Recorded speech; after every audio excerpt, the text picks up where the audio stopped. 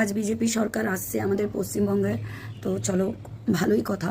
কিন্তু মমতা ব্যানার্জিকে কোনো দিনই ভোলা যাবে না। ওনার অনেক যোগদান আছে পশ্চিমবঙ্গের জন্য। আর প্লাস উনি খুব লড়েছেন।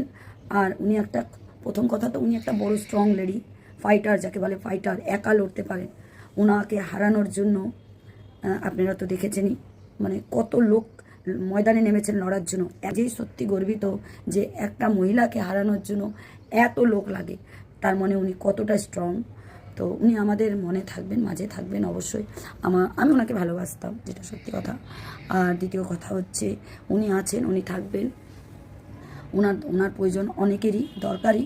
আর উনি চাইলে আবার আসবেন, অবশ্যই আসবেন। ইনাদের একটা চান্স দেওয়া হয়েছে, ইনারা আমাদের জন্য কী করতে পারে সেটাও দেখা যাক, অবশ্যই দেখা যাক।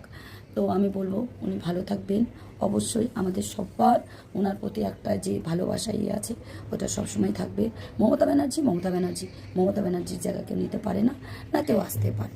তো ওই জন্য বলবো, আমি একটা মহিলা হয়ে মানে ওনার জন্য অনেক গর্বিত। উনি যে মানে এত লড়েছে, ওনাকে হারানোর জন্য এত লোক ফিল্ডে নেমেছে, এই ফিল্ডে এত লোক নেমেছে কোথায় কোথায় থেকে না। তো উনি কতটা স্ট্রং, প্রচুর স্ট্রং, এত স্ট্রং সেটা মানে বলে বোঝানো যাবে না।